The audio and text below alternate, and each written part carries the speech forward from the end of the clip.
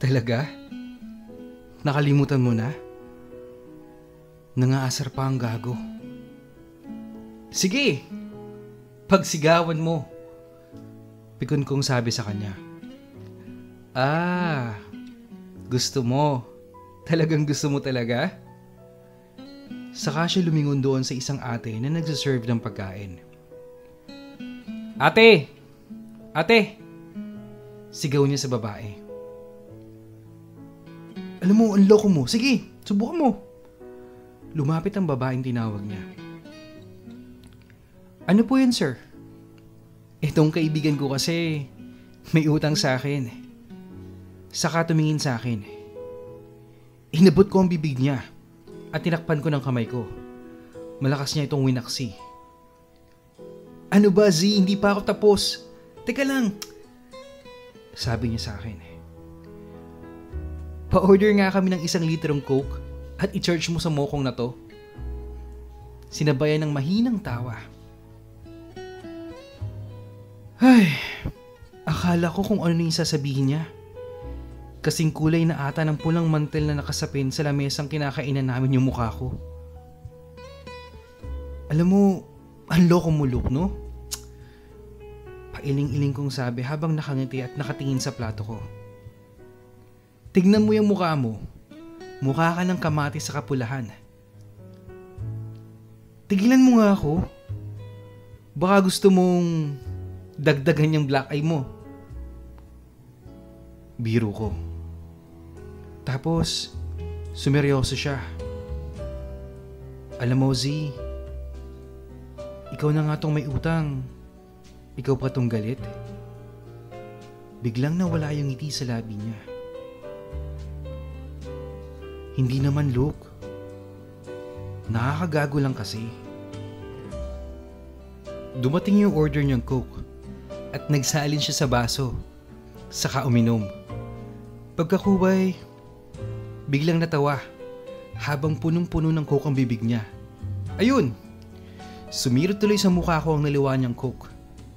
At tuluyan siyang tumawa ng malakas, kasabay ang pagpunas na tumalamsik na Coke sa mukha niya.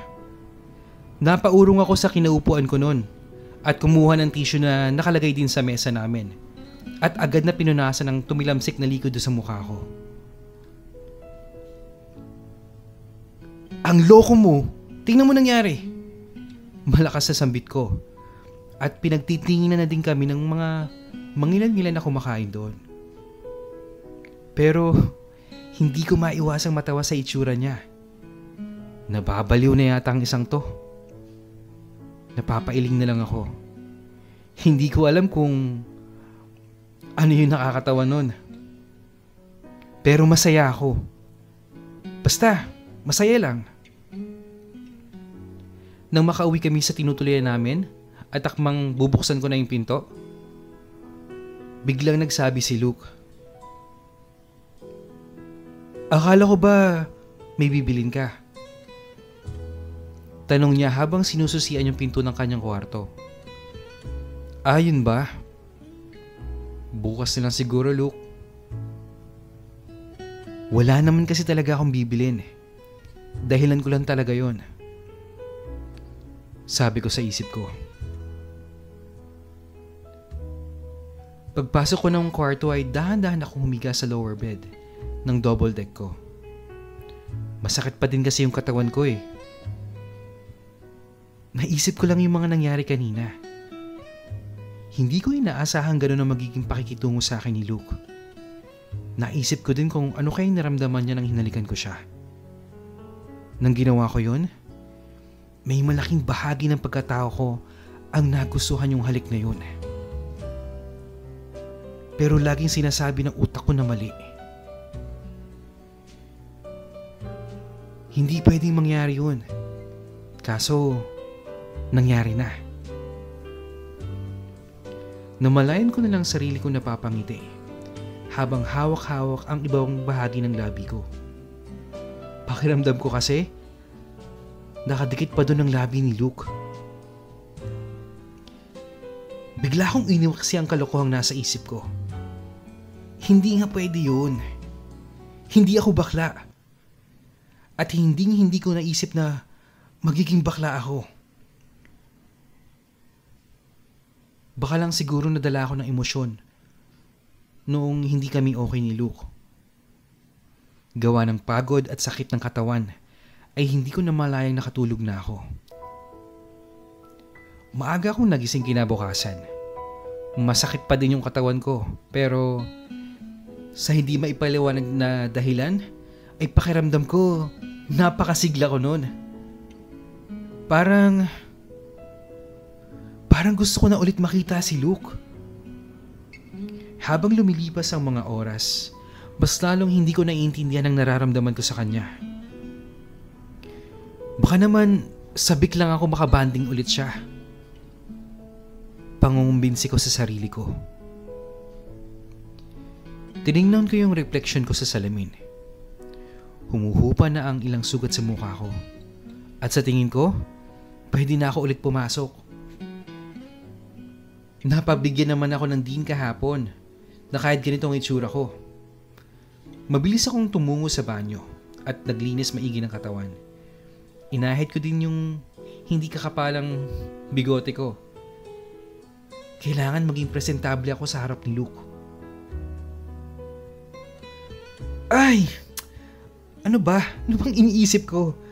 Tsaka, kailan ko ba naisip na dapat maging presentable ako sa harap niya? Pinukpok ko ang ulo ko. Buhat ng mahalikan ko siya ay kung ano-ano na yung pumapasok sa kokote ko. Nang marapos ako maligo, ay agad kong binalot ang katawan ko ng tuwalya. Saka lumabas ng banyo. Nagbihis ng uniform at muling tinignan ng itsura sa salamin. Napangiti ako. Kasi kahit na may sugat ako sa mukha, ay hindi pa din makakailang may dating pa din ako. Naglagay ako ng pabango na matagal lang nakatago sa cabinet ko. Bihira ko lang talaga siyang gamitin. Nag-wax din ako upang ayusin ang buhok ko. Bihira ko lang din gawin yun dati. Nag-wax lang ako ng buhok kapag may importanteng okasyon. Hindi ko mapigilang mas humanga sa taong nasa salamin. Hindi ko maiwasang maguluhan sa mga kinikilos ko. Parang all of a sudden, ay gusto ko nalang maging presentable sa lahat ng mata ng tao. Lalong-lalo kay Luke. Napapailing na lang ako sa kalituhan ko. Sinipat ko ang oras sa wall clock na nakasabit sa dingding. 6:45 AM na. Masyado pang maaga para ayain si Luke na pumasok. 8 o'clock pa kasi yung pasok namin. Tsaka 15 minutes lang naman yung lakaran papuntang school. Kumain muna ako ng cereal para medyo magkalaman yung sigmura ko nun. Pagkakain ko, ay muli akong tumungo sa salamin. Ito na yata yung pinakamatagal kong pananalamin sa tanan ng buhay ko. 7:10 ng umaga. Napagpasyahan kong katukin si Luke sa kwarto niya. Excited ako na, naguguluhan. Nang marating ko ang tapat ng pinto ay nagdadalawang isip ako kung kakatukin ko ba o hindi. Para bang may pumipigil sa kamay ko na gawin to. Ilang beses kong sinubukan na katukin ngunit hindi ko natutuloy. Kakatukin ko na sana nang biglang nagbukas ang pinto. Bumungad ang mukhang nagulat na si Luke. Pero maya-maya ay rumihistro ang ngiti sa mga labi niya. Tangina, sino ka? Kunwari gulat niyang tanong pero nakangiti. Sigurado akong nagulat siya sa itsura ko ngayon. Malayong malayo sa Zion na kilala niya. Ina mo, loko ka talaga, Luke. Tugon ko. Tapos tumawa siya. Mukhang nadilaan ng bakay ang buhok mo ah. Panunukso niya. Maaga pa Brad, para mang Alaska. Tara na! Pag-aaya ko. Habang naglalakad, ay hindi matigil sa pangaasar ang tukmol. Paulit-ulit siyang sinasabi na nadilaan daw ng baka yung buhok ko dahil sa sobrang pagkakaayos nito. Ano daw ang nakain ko? At pumorma ako ng ganito ngayon. At nagpapabango na din daw ako. May liligawan na naman daw ba ako? O may nagugustuhan na naman daw ba ako? Tanging pambabatok lang ang sinasagot ko sa kanya. Pero deep inside, masaya ako dahil napansin niya yung mga pagbabago sa akin.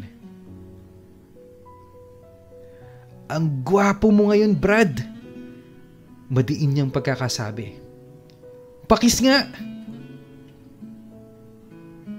Namputya. Pinaalala na naman niya yung nangyari kahapon. Natameme tuloy ako. Tumahimik siya at nakaramdam ng pagkailang. Marahil, sumagi din sa isip niya ang nangyari kahapon. Kaya yun, binago niya yung topic. Nang marating namin yung school ay napansin kong pinagtitinginan ako. Lalo na ng mga babae.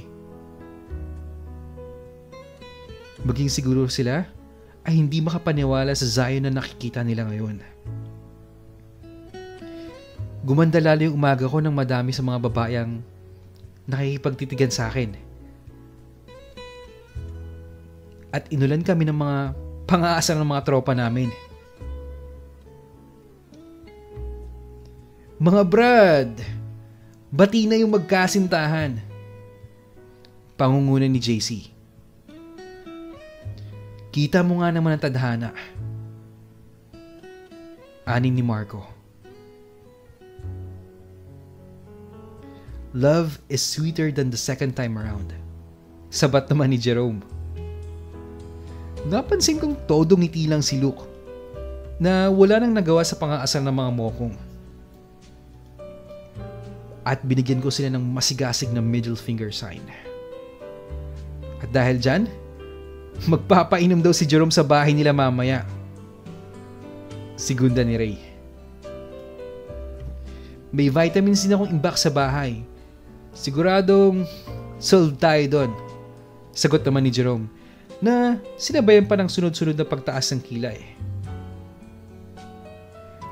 Chonke, marijuana, yun yung mga tinutukoy niyang vitamins. Ayos! Siguraduhin mo lang na solve kami dyan ha. Tugon ko bilang pagsang-ayon. Akong bahala sa inyo. Kailan ko ba naman kayo binitin? Pagmamayabang ni Jerome. Naniniwala naman ako sa kanya. Si Jerome kasi ang malakas at chonke sa aming magtotropa. Gumagamit din naman ako noon, pero hindi naman madalas. Wala lang, ang sarap kasi ng trip kapag nakasinghot. Puro laugh trip lang. Dumating na yung prof namin at nagsitahimik na sila. Nang matapos ang lahat ng klase, ay nag-antayan kami sa tambayan namin. Saka nagtungo sa grocery para bumili ng alak na iinumin.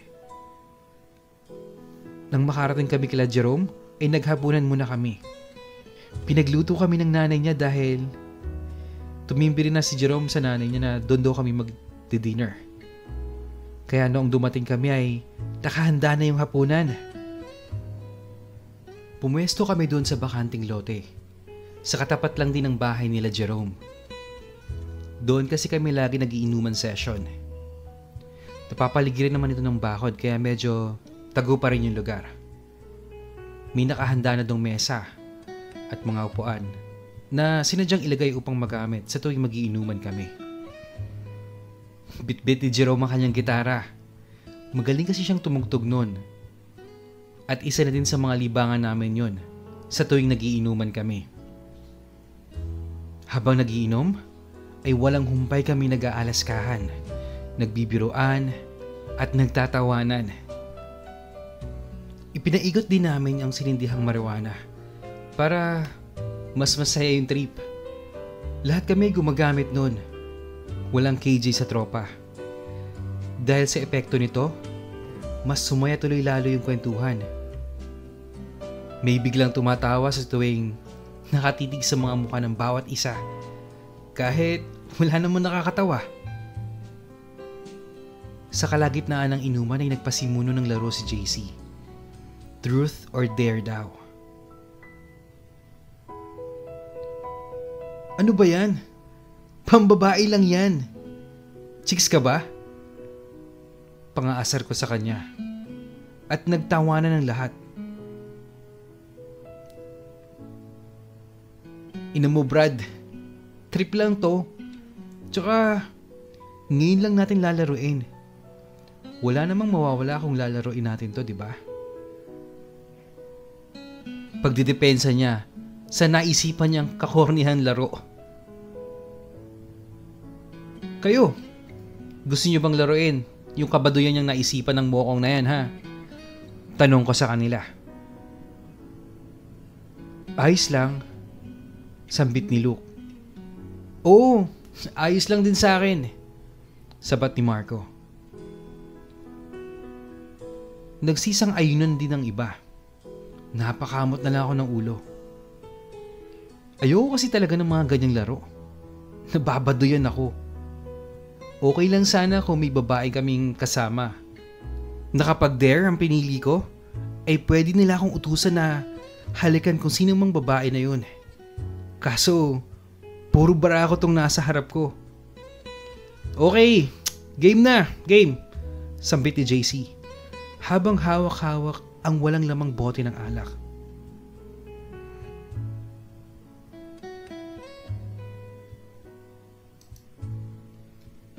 Okay, ang next episode natin ay Truth or Dare. Exciting to. Alam niyo kung bakit? Lalo na may presensya ng alak. Hindi, joke lang. But seriously, dito na kaya magkaaminan si Luke at Zion? Ma-realize at masabi na kaya nila na, bro, mahal kita. Matagal na. Let the game begins.